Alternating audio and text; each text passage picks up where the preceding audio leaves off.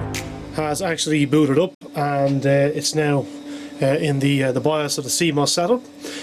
Just to also let you know that I installed a Sound Blaster 16 sound card in this computer, and we are going to try and install a CD-ROM drive in this video to see if we can actually do it, something that I couldn't do in the past.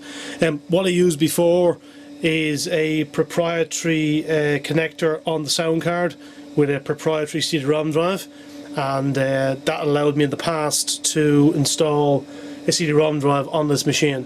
But here we're going to actually use a standard adaptive CD-ROM drive, and I'll show you one I chose. I basically have, I think, about 50 or 60 different CD-ROM drives, and a couple of brand new ones. Couple is probably about yeah, a couple of brand new ones, a couple of brand new, you know, this, that and the other. But basically I went through my old pile, and this particular CD-ROM drive fits in nicely with the cover. It's the same type of grey, that sort of shade, so it should match in well rather than a bright beige colour. But as you can see, the date there is set, but if you watched my last video, you will notice that the machine doesn't like the rollover, so it has the Millennium bug.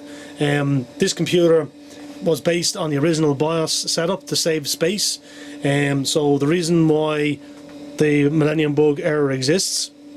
And this is an interesting one, because I remember going out with a lady for a short period of time, and her brother was in the army, so if you're watching this you may remember who I am. And basically he asked me, what's the story with this Millennium bug? And I said it's a very, very simple thing. It's just basically the rollover from 1999 to 2000. Now that doesn't seem like it's going to be a problem, but it is a problem if the rollover thinks it's going from the year 1999 to the year 1901. And why that happens is exactly as you can see here. You've got your month, you've got your day, and you've got your year. So if that's 99, the computer will obviously presume it's 1999, but when it rolls over, because the BIOS itself doesn't understand 4 digits on this checksum here at the end, it only sees them as 2 digits, it can automatically assume it's 1900. I had a fair few machines that I let run over, and this is actually one of them, the 16 megahertz version, and I had no problem. It still read it as 2000 without installing any additional software. But on some machines it will have actually tripped up and thought it was the year, you know, to 1901. Funny enough, I checked DOS, did a date and time, and it's coming up as you know, 2021. So basically I set the date and time, you know, easy enough to do. I went ahead and I set the floppy disk to 1.2, which is the standard 5¼ inch. I set the 3¼ inch to 1.44. I set the hard drive to size 9. Doesn't matter what size you pick. You can pick, there's actually a whole, if I press F4 there, there's a list of the hard drives this machine will support. AST will usually give you a number as to which hard drive to use. I just chose number 9. Doesn't actually matter, because we're using a dynamic drive overlay. So what happens is, providing the BIOS sees a hard drive, the hard drive will then kick in. The dynamic drive overlay will then kick in after that, and it'll tell the BIOS then what the actual hard drive is. So when the operating system comes along, it basically reads the hard drive correctly, and you don't end up with errors on the drive. So pick a drive. The first few options are just date, time, and, you know, floppy drive. Fairly simple. There's nothing really to worry about there. This is where things get interesting. So this is a fixed disk 0. Now I already had this set to drive type 9899. The reason being is that I decided to add my own drive type. So if I press Alt and F2, as you can see, to add a custom drive type, you must know complex details about your hard drive. Check your drive's manual. Entering incorrect values may cause data loss. Press enter and proceed with caution. So you can do that, you can go ahead and do it. Now this one here is 16. I'm putting 15 in, 16. Number of cylinders is 2048. Number of sectors is 63. And landing zone is usually the end of the drive, so 2048. But I didn't particularly like this setting. But you can put it in, so if I press enter to that, we see if it works this time. Maybe it will, maybe it was something else causing the problem. So then you go 98, there's your drive type, and away you go. If that doesn't work, and because obviously that hard drive there is only one gigabyte, and this machine will actually F4, if I press F4 prompt, it'll show you all the hard drives that are supported by this natively. Okay, so that's 98 there, as you can see. If you don't find it there, go for the biggest one, or the one that basically has 16 heads, 63. Okay, because most modern hard drives will be 16 heads and 63 sectors. Okay, so pick this one, but make sure you have one set in the BIOS. The BIOS has to see a hard drive. Okay, the reason being is that when you start using the dynamic drive overlay, which you would see as the machine boots up, it has to see a hard drive. It doesn't matter if it's reading incorrectly in the BIOS, because it will override that and basically put in the correct parameters to allow you to use a hard drive of this configuration. So don't worry about it, it's not the end of the world. Okay, so let's work along on. Leave that as none. When it comes to fixed disk 0, leave that as none. Even if you've got a CD-ROM drive installed, it's still not a hard drive, so leave that as none.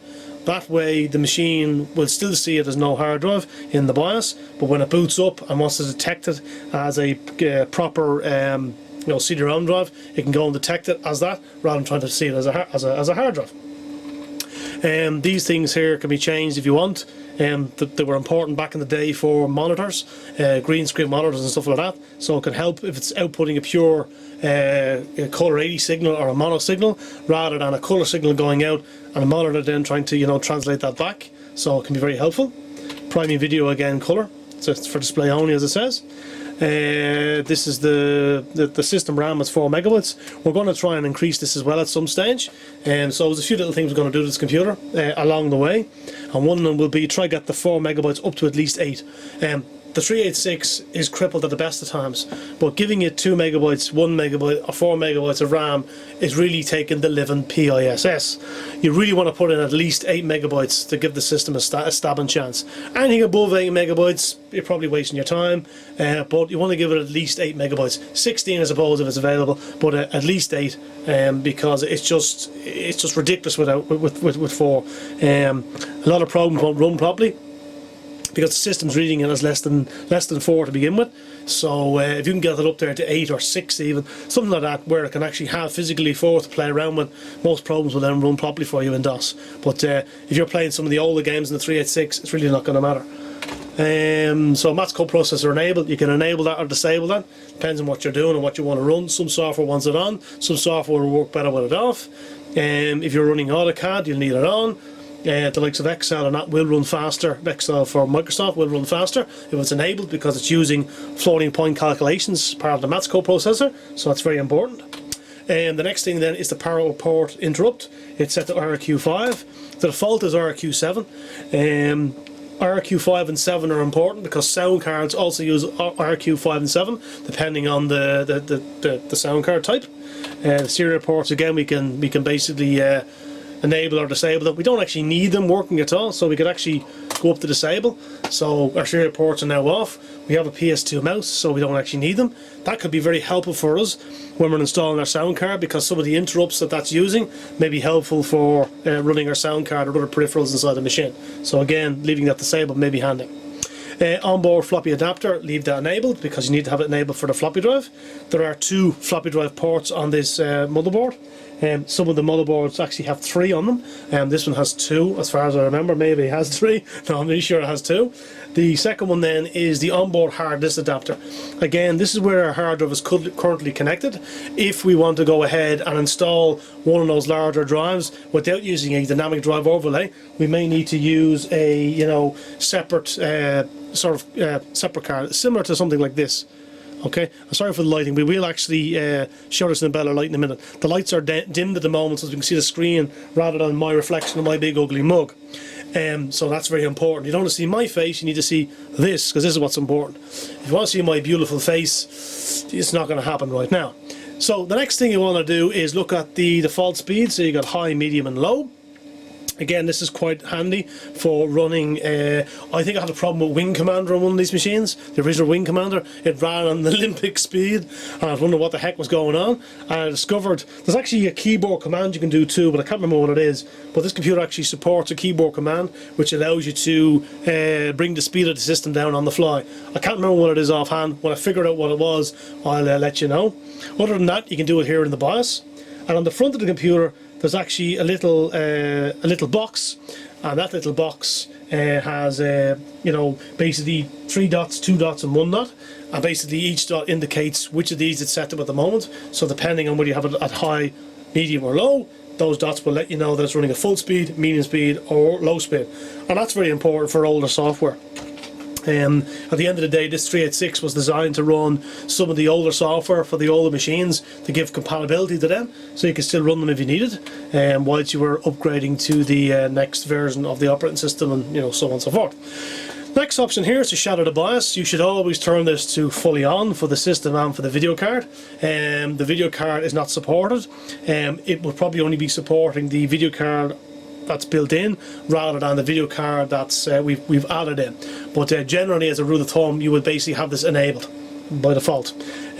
So always have that basic system shadowed. The reason why you want to do that is the BIOS chips are very, very slow, so you want to basically have all the information readily available to the computer and to commands in the RAM. That way, if it needs to basically ask the system a question, the information is there at a faster speed. Again, cache memory, you want to leave that enabled to give the machine speed. If you disable that, which you can, it's designed for disabling of it to slow the machine down to run older software. So it's basically for running the machine at a slower speed, so that's what that'll do. Default boot device auto, so auto or C. So the default boot device is the floppy drive. If you set the C drive, it'll basically access the C drive first. Again, I'd always have it set to CD-ROM drive nowadays, or in the case of these, auto or floppy disk, because the hard drive can fail, and also because if you're trying to run some of the older software, you may need the floppy drive to boot up first. In our case, we've got the dynamic drive overlay, so we've actually got to wait till the system prompts us to actually hit a key to allow us to either boot from the C drive or the A drive. That's one little quirk of using dynamic drive overlay software. The next thing then is boot without keyboard disabled. You can enable that. That can be extremely handy if you decide to use this machine as a server. So what you can do is you can put in a little command that this machine boots up into DOS, and then automatically loads up into Windows, and the server mode is then, let's say, enabled, which basically makes this machine become a file server to basically for transferring files back and forth. It's pretty good at doing that. I actually did it for a while, a few years back, in the 90s, let's be honest. And basically what I did was I put 2 hard drives into this machine, and I ran it as a file server, and I then upgraded it to a different file server which crashed twice and lost all my information. The revenue wasn't very happy when I basically told them that all my accounts were deleted, which was really annoying because it happened again the following year. So the trick is always back up the backup the backup. But yeah, they weren't happy, but we got there in the end, and yeah, we paid our taxes. So finally then, yeah, the server mode, that actually allows the system to run a little bit faster. Again, I had that disabled, and I ran it as a server in inverted commas, and it ran pretty fast. I then set it to enable. So I reckon what it's doing is it's dedicating more of the system's resources to running a network card. So basically, I reckon what it's doing is it's basically waiting for talk on the network port, and when it hears the talk, it's basically dedicating all the CPU power to that rather than to somebody actually multitasking. So in other words, if you're using the operating system, it will be basically ignoring the commands. So it's expecting this machine to be headless, no monitor, sitting in the corner, running away, server mode enabled, and basically serving files back and forth. So it can be very handy. 386 chips are very good at the likes of file serving. What you got to remember is an awful lot of plain software up until 2008, when Windows Workgroups was fully and finally abandoned by Microsoft, was still in full use by the likes of Virgin Atlantic for their in-flight movies. I don't know what they were using software-wise to play back the movies. That will be interesting. I don't know what sort of CPUs they were using, but again, there's probably a video on YouTube explaining that. So that's this part of it so far. So let's go ahead and boot into the DOS. So once we're in Windows, we can with the Windows setup. We're going to go and basically set our network up. So what we want to do is we want to actually install the TCP/IP protocol. That will allow us to communicate with our external hardware. We don't need some of this stuff actually. We get rid of that for a start. Yeah. Leave that as it is. If you delete this, it'll delete this. You have to reinstall the card, so you don't want to do that. So we're going to add protocol, and the protocol we're going to add, it's actually on the list. It's on the list because I tried to install it and the disk didn't seem to have half the files, so I went ahead and I do. Yes to what? I went ahead and I basically re-got the files and I put them onto the disk. It seemed to be some of the files were missing. I don't know why. I don't know what happens. They seem to have got deleted. So with a bit of luck, this will actually function. So once this is installed, we should be then able to restart the computer and actually get into the network, and we'll be able to have a look at some of the files in the network and actually then add a few bits to our 386 from the network. And this is dead handy for us because we don't currently have a CD-ROM drive in this computer, and most likely I won't have a CD-ROM drive on it. One of the easiest things to do on this machine would probably be to add an external CD-ROM drive using the parallel port, because we're not going to install a printer on it. But we might, in the future, as I said before, we might go ahead and try and figure out how to, you know, get this machine to recognise a CD-ROM drive. I know I had trouble with it before, so I may have to put an add-on card or something like that, or maybe I can put in a a controller card that'll do the hard drive and the CD-ROM drive. One card I do have, which I don't have to hand at the minute, it's from an AST computer. It's an AST branded device. That's worked, that's good. And basically it has the an ATA, you know, connector on it. I'm presuming it was designed to add a CD-ROM drive, because I have a CD-ROM drive from one of these machines, but I don't know what I took it off, if you know what I mean. It could have been scuzzy, but I don't think so. I think it's an ATA at the back. So yeah, or IDE, ATA is the proper pronunciation, or PATA, you know. Anyway, so we've closed that. We've now got our IPX SPX and our TCP IP. The IPX SPX is important if you're running the likes of, let's say, Duke Nukem in DOS. You'll need IPX SPX, so that's important. Otherwise, you realistically only need TCP IP. So we'll say OK to that.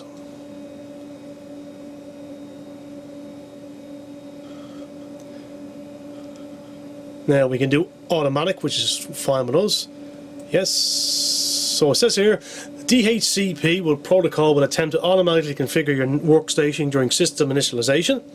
Any parameters specified in these configuration dialogues will override any values obtained by DHCP. Do you want to enable it? Yes, I do. So with a bit of luck now, we should be able to do this, change system settings. Hopefully this will work. VGA, and we will require some OEM, so we'll do C:\/ S3. Is it that way or is it that? No, we just do that then. OEM setup, it's in there. What have we done wrong? What have we typed wrong? Ah, look at that. Oh, for the love of... Select files. Yep. So start at star means them all. And then close. And then file. And then move. And then we will do C:\/ S3 / star. I always type that in because I've had it before where I haven't done that, and it's ended up trying to amalgamate them into one large file, which is kind of interesting. So now they're all in that directory. Okay, so now I should be able to delete this one. File, delete. Okay, yes to all. We should be good. Right, now we'll try it. Options, change system settings. It's better be the right video card driver after all this. VGA, we're now going to go to the bottom, and we went to the top, and they're going to go C:\/ S3. There we are. Now, which one do we want? We will go with the default.